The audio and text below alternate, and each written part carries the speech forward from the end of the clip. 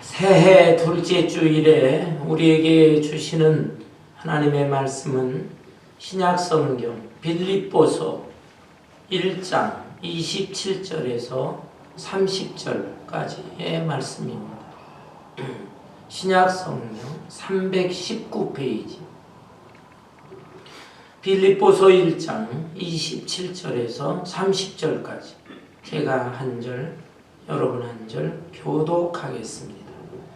오직 너희는 그리스도의 복음에 합당하게 생활하라. 이는 내가 너희에게 가보나 떠나 있으나 너희가 한 마음으로 서서 한 뜻으로 복음의 신앙을 위하여 협력하는 것과 아무 일에든지 대적하는 자를 인하여 두려워하지 아니하는 이를 붙잡자 합니다. 이것이 너희에게는 멸망의 빈거요 너희에게는 구원의 빈거니 이는 하나님께로부터 난 것이니라. 그리스도를 위하여 너희에게 은혜를 주신 것은 다만 그를 믿을 뿐 아니라 또한 그를 위하여 고난도 받게 하려 하심이라.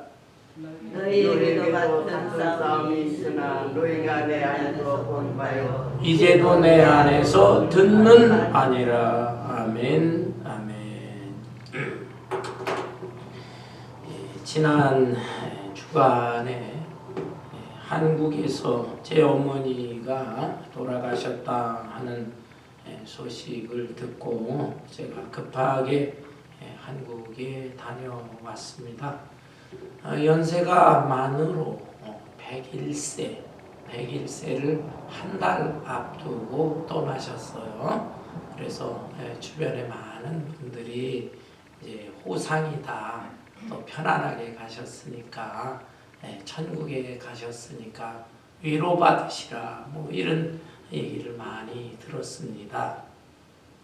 연세가 많았는데 그렇지만은 비교적 건강을 잘 유지하셨어요. 식사도 잘 하시고 또 정신적으로 총기도 있으시고 또 말씀도 제법 하시고 그래서 마음의 준비들은 했지만은 그래도 뭐 금년 한 해 어쩌면 1, 2년은 더 사시겠다 했는데 급작스레 세상을 떠나셨습니다.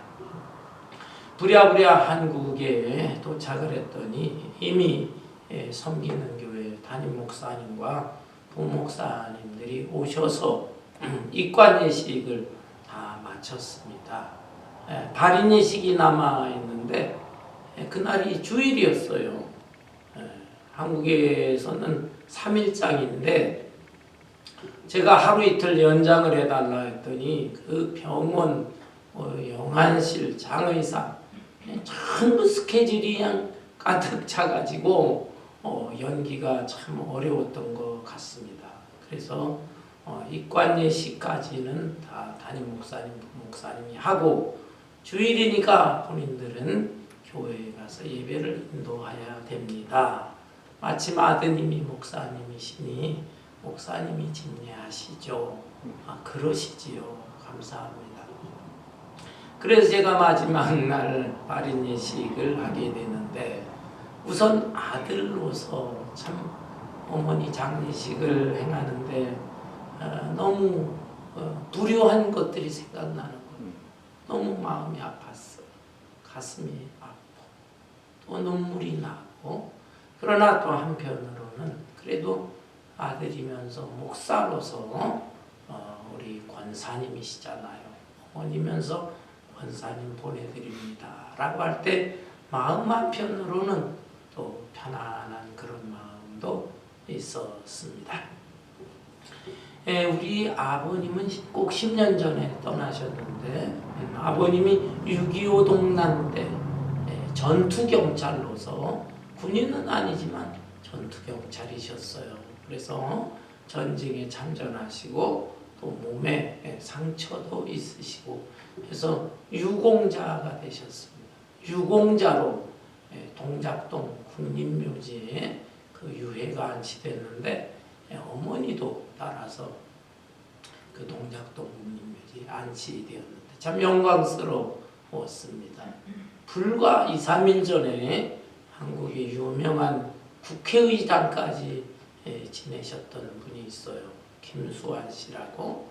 이분이 떠나셨는데 국회의장 출신인데 국립묘지에, 동작동 국립묘지에 묻히려고 하니까 전부 자리가 차서 갈 수가 없다. 그래서 대전까지 가서 대전 현충원에 장례를 치렀습니다.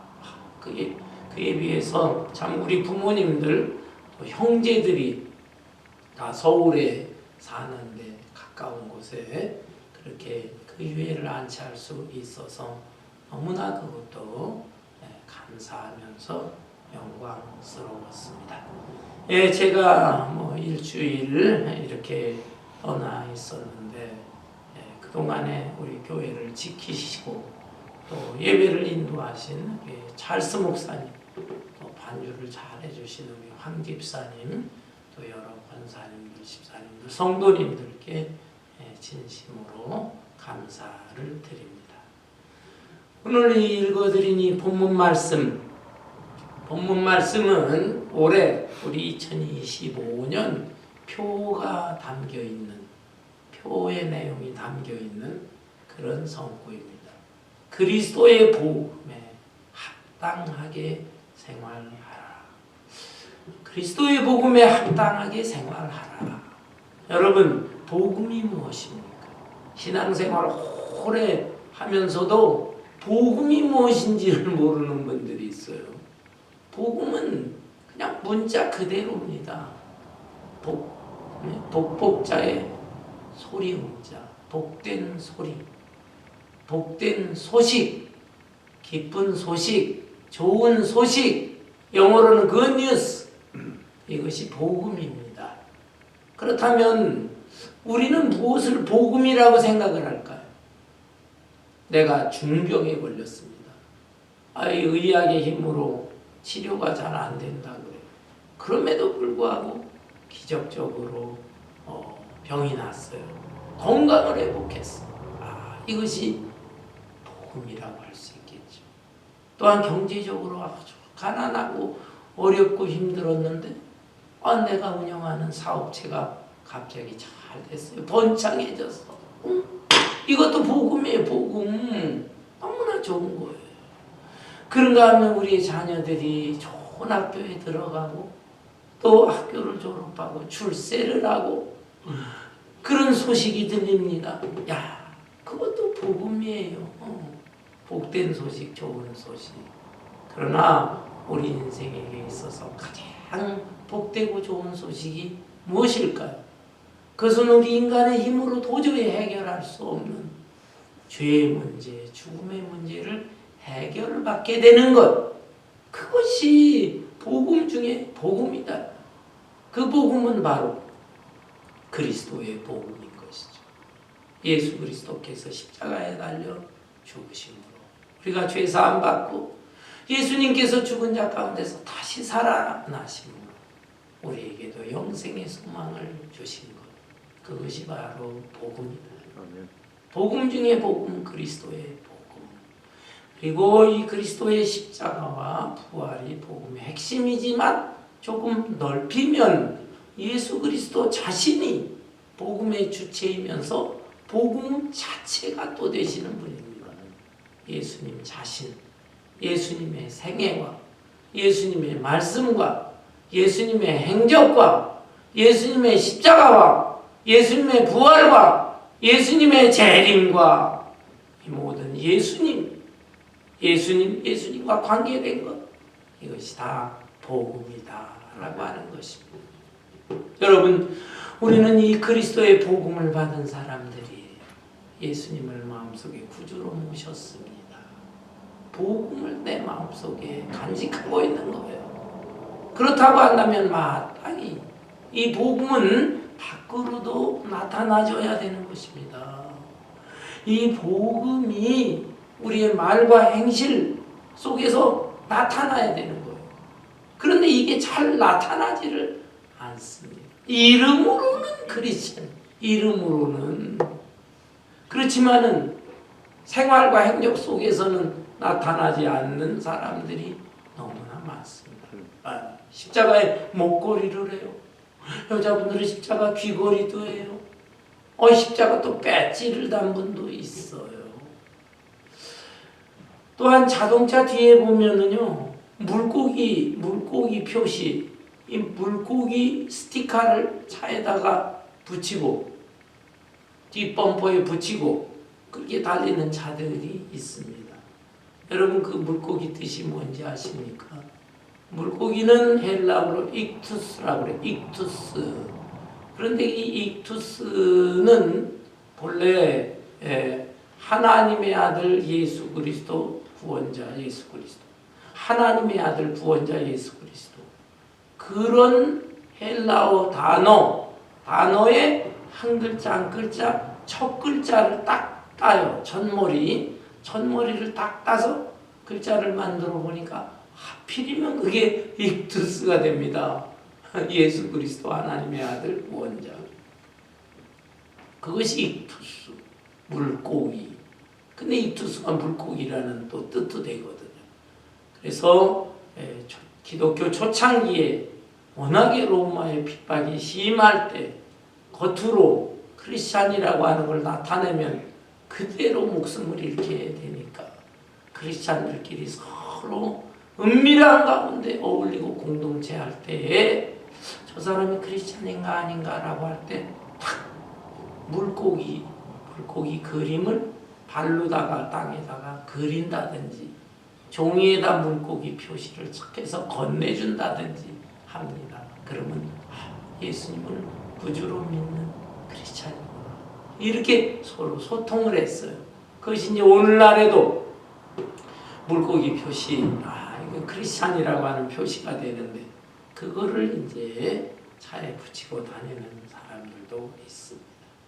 그러나 우리가 복음에 합당하게 생활한다는 것은 그런 정도로 사는 것이 아닙니다. 외적으로 십자가 목걸이하고 무슨 크리스찬이라고 하는 걸 표시를 붙이고 또 나는 교회 다니는 사람이야 크리스찬이라고 하는 이름 정도만 가지고 그렇게 생활을 합니다.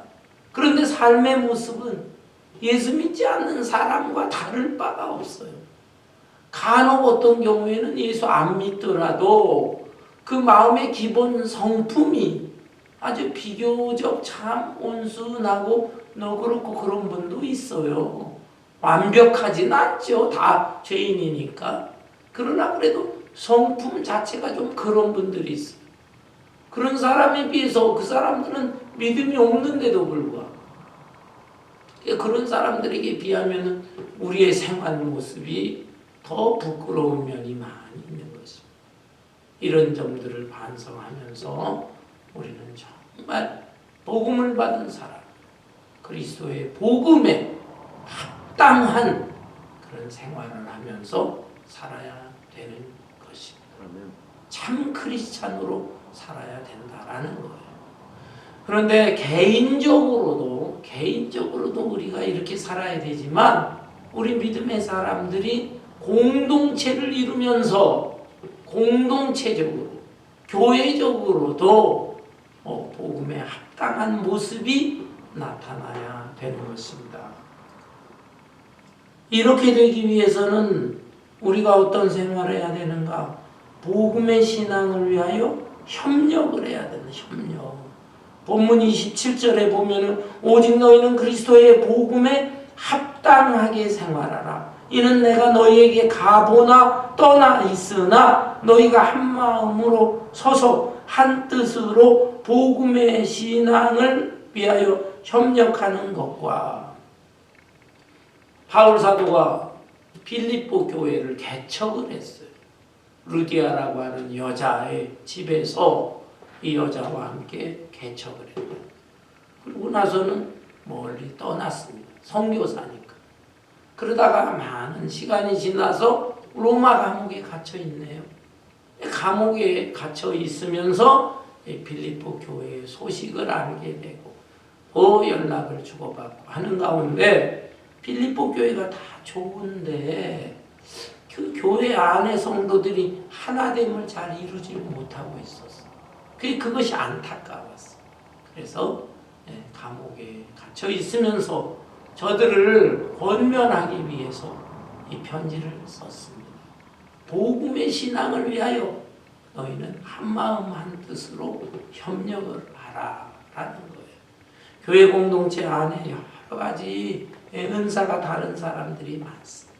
성격도 다르고 취향도 다르고 재능도 다르고 자라온 문화도 다르고 그렇지만은 예수 그리스도를 믿는다고 하는 복음을 받아들이는 사람으로서 한마음 한뜻으로서 협력을 해라.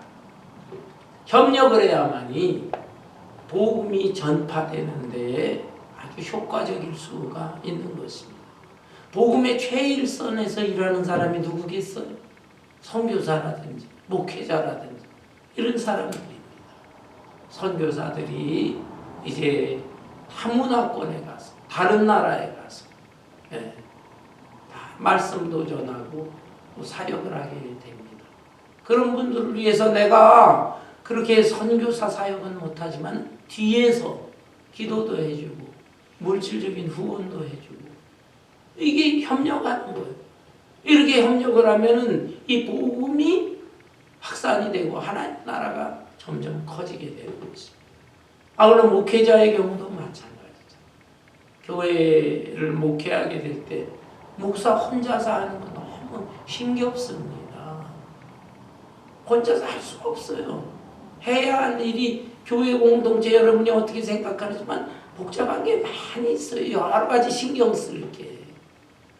그렇지만은 여러분들이 협력자가 된다고 하면 목회자가 힘을 내면서 사역을 잘 감당할 수 있어요. 그래서 교회가 잘 이렇게 성장하는 교회들 중에는 장로님들이 협력하고 권사님들도 협력하고 성가대도 협력하고 부역장도 협력하고 다 협력이 잘 이루어져요. 그럴 때 교회가 편안하면서 성장할 수가 있는 것입니다. 여러분 축구 경기를 보세요. 축구 경기 11명이 하는데 공격수도 있고 미드필더도 있고 또 수비수, 골키퍼 있잖아요. 어떤 팀이 강합니까? 그 선수 한 사람 한 사람이 자기 포지션을 잘 지키면서 그러면서 협력도 하고 또 그러면서 공격도 하고 그때 아주 그 팀이 강해지고 또 승리도 이룰 수가 있는 거죠. 상대방이 공격을 해올 때 어떻습니까? 이 선수들이 막 또 막아냅니다. 근데 수비에만 막아가지고는 안 돼요. 골키퍼가 막아가지고 안 돼요. 이럴 때는 어쩔 수 없어요. 공격수라고 하더라고. 나는 공격수야. 팔짱 끼고 저거는 다 수비수들이 해야 돼. 골키퍼가 하는 일이야. 그렇지 않습니다. 위급한 순간은 공격수도 뛰어들어와야 돼요. 뛰어들어와서 수비하고 때로는 골키퍼가 놓치는데 골대 안에 골이 들어가게 되는데 공격수가 뛰어들어와서 헤딩으로 그걸 막는 그런 경우도 있다 이 말이에요. 이렇게 서로 자기 직분도 있고 포지션 다 있지만 서로 어려울 때는 하나로 협력할 때 그때 공동체적으로 복음이 효과적으로 주변에 또 다른 지역에 널리 확산될 수가 있고 하나님 나라가 확장될 수가 있는 것입니다. 이런 면에서 여러분 복음의 협력자들이 되시기를 바랍니다. 아울러서 우리는 또한 두려움이 없어요. 두려움이 여기 28절에 보니까 무슨 일이든지 대적하는 자들 때문에 두려워하지 아니하는 이 일을 듣고자 함이라. 이것이 그들에게는 멸망의 증거여 너희에게는 구원의 증거니는 하나님께로부터 난 것이라. 복음에 합당하게 생활한다고 하는 것은 개인적으로 진실해야 되지만 공동체적으로는 협력을 해야 됩니다. 아울러서 개인적으로든 교회적으로든 두려워하지 말아야 돼요.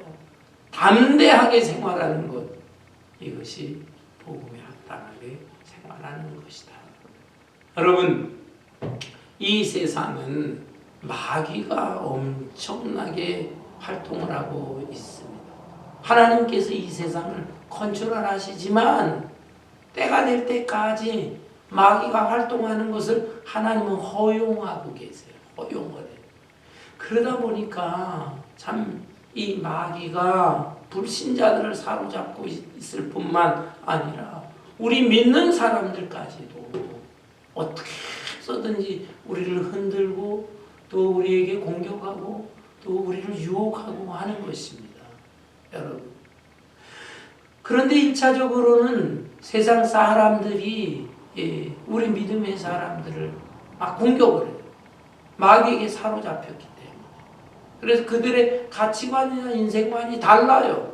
우리는 크리스찬으로서 이렇게 하나님 중심으로 살려고 그러는데 세상 사람들은 예수 믿는다고 밥이 나오냐, 떡이 나오냐, 돈이 나오냐 이러면서 비아냥대고 조롱하고 그런다 이 말이에요. 그런 사람들하고 이 세상에서 어울리고 살 때 참 이렇게 사는 게 어렵습니다. 왜요? 그 사람들이 하고 우리하고는 가치관이나 인생관이 다르니까 그들이 조롱하고 놀려대고 또 심한 경우에는 핍박도 하고 그렇습니다. 그것을 우리는 염려하거나 걱정하거나 너무 두려워해서는 안 돼요. 오히려 담대하게 적극적으로 그들을 상대할 수 있어야 하는 것입니다. 최일선에서 사역하는 분들은 선교사들은 아마 대단하죠. 대단. 제가 어린 시절에 시골에서 자랄 때 시골 교회를 목회하신 분이 있었어요. 정성준 전도사님이라는 분. 20대 후반이야 불과. 그런데 고아 출신이에요. 고아로. 부모가 누군지 고아원에서 이렇게 자라나가지고 했는데 은혜를 받아서 신학교를 가게 됩니다. 경기도 평택이었는데요. 거기서 서울 제가 나온 신학교 저 서울 광장동 광나루 신학교라고 그러는데 거기까지 가면은 기차도 타고 버스도 타고 뭐 이래가지고 당시에 경기도에서 뭐 거기까지 가는 하루에 한 4시간 정도 그거를 그냥 왕복을 해가면서 신학교를 다니고 바쁠 때에는 그 신학교 기숙사 친구 신세를 지면서 거기서 공부를 하고 그러다 주말이면 또 내려와서 시골 교회를 목회 인도를 하고 하는 분이에요. 그런데 참 나이는 어리지만 우리 그냥 성도님들 그 이북에서 월남한 피난민 성도님들이거든요. 그 피난민들 중심으로 한 그 교인들이 전도사님을 참 이렇게 받들어 주었어요. 그래서 열심히 하는데 제가 그때 중학생 그 전도사님 아주 어떤 때는 무서워. 그냥 학생들에게 요절 암송을 시켜가지고 요절 못 외우면은 막 책망을 하고 그때 막 무서워서 요절을 해주면 요절 많이 외웠어요. 제가 요절을 500개까지만 외우고 아주 강하게 막 스파르타식으로 하시는 그런 분인데 전도사님 앞으로 목사님도 되시고 앞으로의 꿈이 있을 텐데 어떤 꿈을 갖고 계세요? 그랬더니 나는 선교사가 될 거다. 아니 일반 교회 큰 교회 가서 목회하시죠? 아니야. 나는 고아 출신으로 어디 의지할 데도 없고 그랬는데 하나님께서 내 생명과 건강 지켜주시고 지금까지 살아오게 하신 게 감사해요. 나는 정말로 오지 중에 오지 그런 곳에 가서 선교사가 될 거야. 늘 그렇게 말씀하셨어요. 그리고 나서 이제 몇 년이 지나니까 그 전도사님이 목사님이 되셨다. 목사님이 되시고 그 다음에 떠나셨다 하는 소식을 듣게 됐어요. 그 후에 몇 년이 지나서 제가 신학교 들어가가지고 공부도 하고 소식도 보니까 벵글라데시 동남아시아 중에 가장 가난한 곳이 벵글라데시 거기에 선교사를 하셨어요. 그 사모님은 고등학교 영어 선생님이었는데 당시에 영어 선생님 인텔이었습니다. 수입도 좋았어요. 근데 그 사모님하고 애들 다 데리고 벵글라데시에 가서 사역하는데 그 당시 벵글라데시는 선교사는 받아줬어.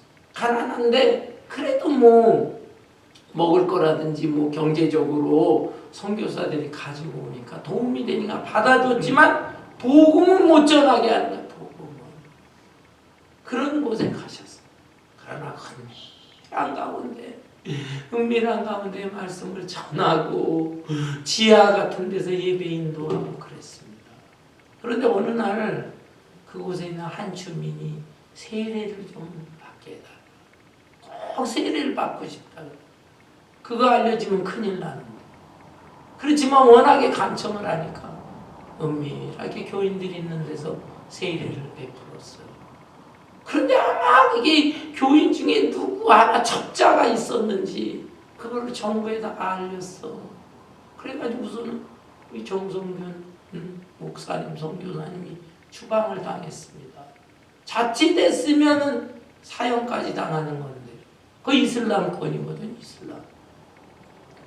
그래도 다 다른 외국과의 관계 때문에 여기서 더 이상 못하고 추방당했는데 10년을 공들여서 10년을 공을 들였는데 한 사람 세례 줬다고 해서 추방당했어. 그러면 포기할 만도 한데 한국으로 돌아오든지 미국으로 오든지.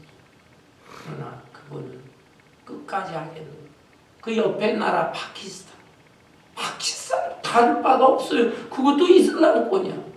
거기에 가가지고 언어의 탤런트가 있었어. 그분이 영어도 잘하시고. 그래서 이 부인 사모님이 또 영어 선생님인데 원어 연구, 이 파키스탄 원어 그거를 막 연구를 그 번역서도 막 만들고 그러는 가운데 풍토병에 걸려서 세상을 떠나고 말았어. 참 그냥 신학교에서 그 소식을 들으면 너무 가슴 아프고 그분이 거기서 그렇게 순교를 했다 하는 소식을 이 총회장 목사님하고 선교부장 목사님이 와서 신학교는 매일 예배를 드리거든요. 매일 하루 시작하기 전에 예배 드리는데 그날 예배는 이 총회 선교부에 와서 예배를 드리는 겁니다. 그러면서 정성균 선교사 추모 예배로 드리는 거예요. 그리고 이 정성균 선교사님이 세상을 떠났는데 후임자를 우리가 초청을 합니다. 후임자로 자원하실 분 있습니까? 신학생들 쫙 그냥 한 몇백 명이 뭐 예배드리잖아요. 그랬는데 손 드시오 했는데 제가 막 들고 싶은 거야. 나하고 특별한 다른 분들보다 나는 중학교 때 시골에서 가르쳐줬는데 순교한테야 막 들까 말까 했는데 들었으면 저도 가는 건데 아무리 생각을 해도 저는 건강도 그렇고 약하고 재능도 그렇고 거기 가서 선교사 그 죽음이 두렵진 않았어요. 그런 거는 그땐 저도 젊어서 막 그러니까 근데 나 선교사 은사가 아닌데 요만큼 들다가 들질 못했어요. 그런데 다른 분들이 여기저기 들더라고. 그래서 제 또 친구 동기 중에 한 사람은 파키스탄으로 가고 그랬는데 그런 분들 볼 때 참 아주 저도 나이가 먹고 그러다 보니까 그 정성균 선교사님 같은 생각이 나. 어떻게 그렇게 죽음을 두려워하지 않고 처자식을 데리고 그 이슬람권에 가서 그런 사역을 했을까. 정말 복음에 대한 그 은혜의 감격과 확신을 가졌던 사람, 확신. 그래서 두려워하지 않고 이 사역을 했는데 우리는 그런 정도는 아닐지라도 우리 일상생활 속에서라도 참된 크리스찬의 모습으로 살아간다면 반드시 저항하는 사람들이 있습니다. 가치관, 인생관이 다르니까 예수를 꼭 믿어야 되냐? 주일날 이게 날씨가 얼마나 좋은데, 우리 푸른 초장에 나가자. 푸른 초장, 산이나 들이나 이거로만 알았는데 푸른 초장이 골프 코스래요. 그 골프 치러 간 푸른 초장에 가서 거기가 더 좋아. 그게 더 은혜야. 그렇게 자꾸 욕을 근데 아니라고. 나는 그래도 교회 가서 예배 드린다 그러면 그냥 비아냥대고 어쩌고 저쩌고 자꾸 그러네. 여러분 그런 거에 너무 염려하거나 내가 이러다가 인간관계가 깨지는 거 아닌가? 직장 생활에 불이익을 당하는 게 아닌가? 신경은 쓰이지요. 그렇지만 그것도 정말 믿음으로 잘 방어도 하고 오히려 더 적극적으로 크리스찬의 모습을 진실하게 보여주게 되면 그 사람들이 감동을 받아요. 저 사람은 진짜네. 가짜 크리스찬이 진짜 크리스찬이야. 다 오히려 감동받아 때가 되면은 주님 앞으로 인도를 받게 되는 것입니다. 그래서 복음에 합당하게 생활한다 라는 것은 두려워하지 않고 사는 것이다. 아울러 세 번째로 한 가지 더 말씀을 드린다면 복음에 합당한 생활이라고 하는 것은 늘 은혜를 깨닫고 은혜를 간직하고 살아가는 것입니다. 여기 본문 말씀 29절에 보니 그리스도를 위하여 너에게 은혜를 주신 것은 다만 그를 믿을 뿐 아니라 또한 그를 위하여 고난도 받게 하려 하심이라. 너희에게도 그와 같은 싸움이 있으니 너희가 내 안에서 본 바요 이제도 내 안에서 듣는 바니라. 은혜를 우리 받은 사람들이에요. 그런데 그 은혜를 깊이 깨닫지를 못하는 것 같아요. 그 은혜를 깨닫고 또 은혜를 잘 간직하면서 사는 것이 중요한 것입니다. 이 은혜라고 하는 것은 자꾸 축복으로 뭐 하고 연결을 지려고 해요. 아, 은혜를 받았다. 그런데 들어보면 무슨 은혜요? 들어보면 축복받았다는 거예요.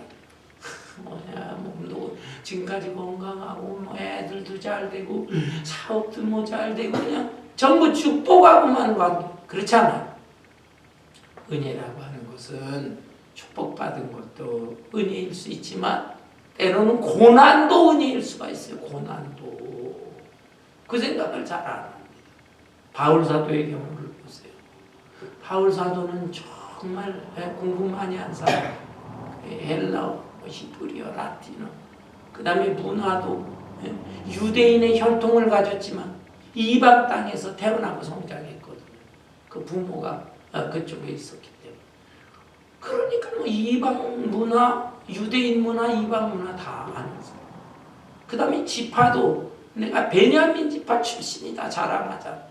베냐민 지파가 뭘 자랑합니까? 야곱의 12 아들 중에서 이름을 다 붙였는데 베냐민은 막내 아들이에요. 막내 아들이 뭐 자랑할 게 뭐 있어. 그렇지만 자랑스럽게 생각을 했어. 왜? 베냐민 지파에서는 사울 왕이 있었습니다. 그렇잖아요. 다른 왕들, 유다 왕국의 다른 왕들은 다윗부터 시작을 해서 전부 유다 지파예요. 이 유다 지파는 굉장히 자부심이 강해요. 그렇지만 베냐민 지파 막내 초라할 수 있지만 웬걸 이스라엘의 초대 왕이 사울왕이 베냐민 지파예요. 와, 우리도 왕족 출신이다. 이런 마음이 있었어요. 그래서 이 바울 사도의 아버지도 아이를 낳고서는 그 옛날 이스라엘 초대왕 베냐민 지파 초대왕 사울왕의 이름을 따가지고 자기 아들 이름을 사울이라고 붙였던 것입니다. 이런 사람이 있어요. 그런데 이렇게 아주 대단한 사람이죠. 헬라 이방 철학, 유대 율법까지 다 아는 당대 율법의 최고학자 가말리엘이라고 하는 학자 그 밑에서 수화생으로서도 자라고 이렇게까지 했는데 예수 그리스도를 만나고 나서 그것을 다 배설물처럼 그렇게 버렸습니다. 그리고 오직 예수만을 높이고 생활을 해요. 그리고 거기에서 뭐 능력이 나타나, 말씀의 능력도 나타나, 때로는 표적의 능력도 나타나, 신비로운 이적을 통해서 하나님의 사역을 감사하고. 근데 자기 문제가 해결이 안 되네. 이 바울 사도에게는 뭐가 문제가 있었냐면 육체 가시가 육체 가시가 정확하게는 모르지만 아마 주기적으로 이렇게 열이 나서 쓰러지는 열병. 옛날에는 간질병이라고 간질. 크게 있었던 것 같아요. 그리고 또 성경에 보면 눈이 안 좋아가지고 안질병 그것도 있어. 그래서 그런 병에 대해서 얼마나 고통스러웠겠어요. 하나님의 사역을 감당하는데 건강하게 씩씩하게 하면 좋은데 갑자기 막 사역을 하는데 그냥 퍽 쓰러진다든지 그러면 사람들이 놀래고 아니 저 하나님의 종이라는 사람이 왜 비실거려. 얼마나 그게 괴로웠겠어. 그래서 그냥 하나님 앞에 이 병, 이 육체의 가시를 뽑아달라고 간절히 3번 기도했다. 3번 기도, 아침, 점심, 저녁 밥 먹을 때 잠깐 기도하는 그런 정도의 기도가 아니에요. 목숨을 걸고 기도해. 목숨을. 이 육체의 가시를 뽑아주세요. 그런데 하나님의 응답이 무엇입니까? 내 은혜가 내게 족하니라. 내 은혜가 내게 족하니라. 네가 육체적으로 건강까지 하면 여러 가지 좋은 은사를 다 받은 데다가 건강까지 하면 교만해져. 그래서 때로는 교만해질 때마다 퍽 쓰러지게 하시는 또 겸손해져가지고 하나님의 사랑. 그래서 바울 사도가 무엇이라고 고백합니까? 주께서 내게 주신 것 그것이 오히려 내게 은혜로다. 내게 은혜로다. 고난도 내게 은혜로다. 이걸 깨닫게 된 것입니다. 여러분 개인적으로도 여러분이 어려움 당하고 고난 당하고 이런 것도 주의 은혜로 받아들일 수 있을 만큼의 성숙한 신앙인이 되세요. 그리고 아울러 교회 공동체적으로도 어려움과 고난이 있을 때 그때 하나님 앞에 더 매달릴 수만 있다면 그런 공동체와 교회는 오히려 고난이 더 은혜가 되는 것입니다. 모든 것이 그냥 편안해 잘 돼. 가만히 있어도 교인이 막 쏟아져 들어와 대교회가 이루어져. 죄송한 얘기지만 그런 교회 중에서 목회자들이 잘못되고 교인들 중에 장로님들이 뭐 어쩌고 저쩌고 부도가 나고 뭐 다른 사람 돈을 어쩌고 감옥에 가지고 얼마나 그 하나님의 영광을 가리우는 교회들이 많은지 몰라요. 이런 것을 생각을 할 때 어렵고 힘들더라도 공동체적으로 정말 그 힘든 일들이 있더라도 진실하게 하나님을 의지하면서 이렇게 바른 신앙과 바른 교회를 이룰 수 있다면 그것이 바로 그리스도의 복음에 합당한 생활을 하는 것이다 라고 하는 것입니다. 여러분 우리는 악한 영 마귀의 영적 싸움을 하는 존재입니다. 이 악한 마귀는 마지막 때가 점점 다가오고 있습니다. 베드로전서에 말씀하셨듯이 악한 사탄이 우는 사자처럼 돌아다니면서 삼킬 자를 찾고 있다. 여러분 지금이 그런 시대인 것입니다. 그래서 어떻게 해서든지 불신자들은 말할 것도 없고 믿는 사람들까지도 신앙생활을 오래 했다는 사람까지도 직분자까지도 다 사로잡아서 쓰러뜨리려고 하는 그런 시대인데 우리가 정말 정신 차려야 되겠습니다. 우리는 너무나 귀하고 소중한 그리스도의 복음을 받은 사람입니다. 그래서 개인적으로도 복음에 합당한 신앙생활을 하고 우리 성도들 자체가 또 복음에 협력도 하고 또 함께 뭉쳐서 두려워하지도 말고 그러면서 때로는 고난이 있을지라도 고난 가운데 더 순수한 신앙으로서 하나님 나라를 위해서 힘써야 되겠습니다. 아멘. 작은 간증한 아들이죠. 한국의 어머니 장례 때문에 비행기를 타고 인천공항에 내렸습니다. 공항에서 형제들에게 연락을 했어요. 그랬더니 형제 중에 하나가 차를 타고 와서 이렇게 인도하게 그럴 거 없다고. 그 장례식장 거기를 다 있어야 되잖아. 다 뭐 손님들도 오고 식장들 다 지키라고 내가 찾아가겠다. 그러면 어떻게 가느냐? 장소만 알려달라고. 이 인천공항에서 지하철을 타고 김포공항역인지 어딘지 그 이 역까지 와라. 그리고 그 역에서 택시를 타라. 간단하네요. 그래가지고 쭉 지하철 타고 지하철역에서 내리고 택시를 잡습니다. 근데 택시 잡는 게 어려운 거예요. 제가 촌사람이 됐어요. 무슨 카카오 택시니 뭐니 이래가지고 전부 예약을 해서 타게 돼 있네. 그 사람들한테 일반 택시는 못 탑니까? 일반 택시는 저쪽으로 건너가서 타세요. 거길 갔더니 그냥 아마 수십 대의 택시가 넘는 것 같아요. 다 서 있어. 그래서 이 택시 타고 장례식장 좀 갈까요? 그 운전기사 했더니 이거 안 갑니다. 안 가요. 아 왜요?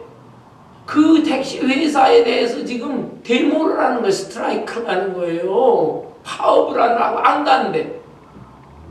벌써 그냥 밤인데 밤 8시가 막 넘어가는데 날이 또 굉장히 춥어요. 체감 온도가 영하 19도래. 이거 어떡하지? 어떡하지? 그러는 가운데 택시 하나가 모범 택시 그릇은 휙 가가지고 제 앞에서 휙 돌리면서 한 사람이 내리더라고. 얼른 달려가서 이 택시 제가 탈 수 있나요? 그랬더니 예약하는 거지만 뭐 빈 차고 제가 움직이니까 타세요 그러더라고. 탔어.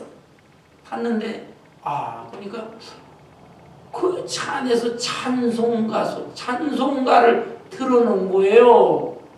그래서 제가 기분도 좋고 말을 붙였습니다.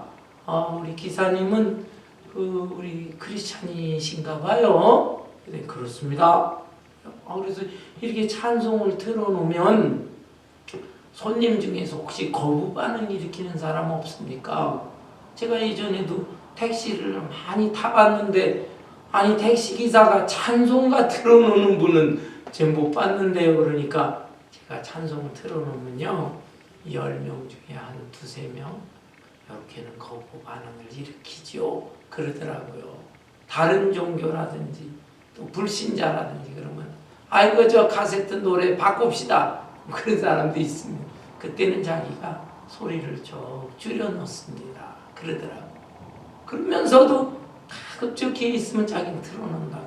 그래서 반가워서 이러저런 얘기를 했어요. 어떻게 이렇게 담대한 신앙생활을 하고 또 운전 수입에도 손해를 볼 텐데 이렇게까지 하세요. 그랬더니 저는 전과자 출신이고 전과자 출신이래요. 감옥에 오니까 순간 섬뜩하더라고. 뭐 사람도 어떻게 했다고 막 그래. 사람을 죽였다고 그러는가 뭐 그런 게 섬뜩해요. 그래도 뭐 잘 이렇게 얘기했는데 그런데 제가 어느 목사님을 만나가지고 은혜를 받고 그 목사님이 당신 이렇게 살아서는 안 돼. 청산에 회개해야 돼. 새로워야 돼. 그렇게 그냥 자기를 붙들어주고 위로하고 격려해 줬답니다. 그래서 어느 날 곰곰 생각해보니까 딱 한 번 사는 인생인데 내가 이런 모습으로 정말 다른 사람한테는 피해나 주고 꼴불견의 모습으로 살 수는 없다. 그래가지고 와서 교회에서 기도하고 회개의 눈물을 흘리고 그런데 은혜를 받았대요.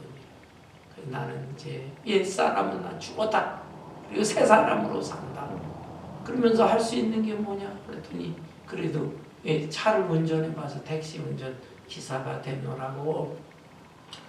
그 양반 들으니까 제가 아주 그냥 감동을 받았어요. 그러면서 그렇게 믿음이 좋은데 섬기는 교회는 자그마한 교회 섬기고 있습니다. 그래요? 이 정도 믿음을 가지면은 교회에 장로님쯤 되셨겠네요. 그랬더니 예, 부끄럽지만 장로입니다.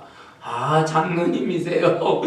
아주 그냥 짧은 기간에 대화를 막 나누는 거예요. 그러더니 내릴 때쯤 되니까 목사님이시죠? 그러더라고. 아니 어떻게 하셨어요? 그러니까 뭐 얘기하고 그러는 거 첫 보면 알지요. 그래서 제가 LA에서 이렇게 왔는데 어머니 이렇게 세상 떠나셔서 부랴부랴 왔습니다. 추운 날씨에 길도 모르고 택시도 어떻게 잡는지 모르고 그러는데 장로님이 여기에 다 오셔가지고 이렇게 그냥 너무너무 참 편안합니다. 가까운 거리니까 요금표를 보니 22,000원이 나왔어요.